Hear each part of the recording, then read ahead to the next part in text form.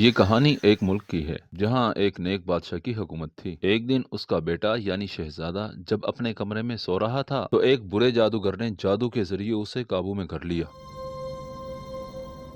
جب بادشاہ شہزادے کمرے میں آیا تو وہاں شہزادہ موجود نہیں تھا۔ یہ دیکھ کر وہ حیران اور پریشان ہو گیا۔ اس کی نظر آئینے پر پڑی تو وہاں جادوگر کا نشان نظر آیا۔ بادشاہ کو فوراً معلوم ہو گیا کہ یہ اس برے جادوگر کا کام ہے۔ بادشاہ بہت پریشان ہو گیا اور اگلے ہی دن اس نے اپنی عوام میں یہ اعلان کیا، جو میرے بیٹے کو آزاد کروا کر لائے گا اسے اتنا سونا دوں گا کہ وہ ساری زندگی عیش کرے گا۔ دربار میں میرا اور مجنون نامی دو نوجوان بھی موجود تھے۔ میرا کے کانوں میں جیسے ہی سونے کی بات پہنچی وہ سونے کے بارے میں سوچنے لگا۔ اس نے دل میں کہا، اگر میں شہزادے کو بچا لایا تو سارا سونا میرا ہو جائے گا اور مجھے زندگی میں کسی چیز کی ضرورت نہیں ہوگی۔ لیکن مجنون نے کہا، بھائی ہمیں یہ کام ضرور کرنا چاہیے لیکن نیک نیت ہونی چاہیے کیونکہ یہ ایک زندگی کا سوال ہے۔ میرا نے سر ہلاتے ہوئے ہاں تو کہہ دیا، لیکن اس کے دل میں اب بھی سونے کی لالچ موجود تھی۔ دونوں سفر پر نکل پڑے۔ راستے میں ان کی ملاقات ایک نیک بزرگ سے ہوئی۔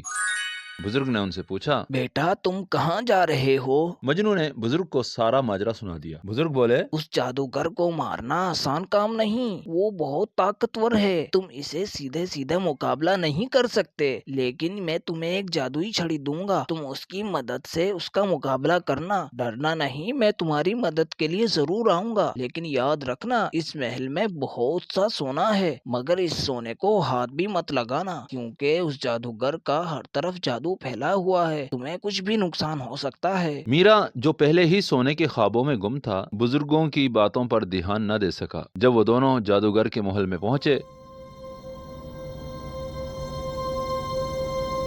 تو میرا تو سونے کی تلاش میں ادھر ادھر گھومنے لگا، جبکہ مجنوں کو صرف شہزادے کی جان کی پرواہ تھی۔ مجنوں تلاش کرتے کرتے ایک کمرے میں پہنچ گیا جہاں جادوگر موجود تھا۔ جادوگر نے مجنوں کو دیکھ کر اس پر حملہ کر دیا۔ دوسری طرف میرا سونا ڈھونڈتا ڈھونڈتا اس کمرے میں پہنچ گیا جہاں شہزادہ قید تھا۔ شہزادے نے میرا سے کہا، میرا تمہارا شکریہ، تم آ گئے، مجھے جلدی سے نکالو یہاں سے، رکو تم کہاں جا رہے ہو؟ لیکن میرا اسے چھوڑ کر آگے اس کمرے میں چلا گیا جہاں سونا بھرا ہوا تھا۔ جیسے ہی میرا نے سونے کو ہاتھ لگایا وہ جادوگر کے جادو کا شکار ہو گیا اور وہیں مر گیا۔ ادھر مجنوں جادوگر سے لڑ رہا تھا کہ بزرگ اپنے وعدے کے مطابق وہاں پہنچے۔ انہوں نے کلام پڑھ کر جادوگر پر پھونکا جس سے جادوگر وہیں مر گیا۔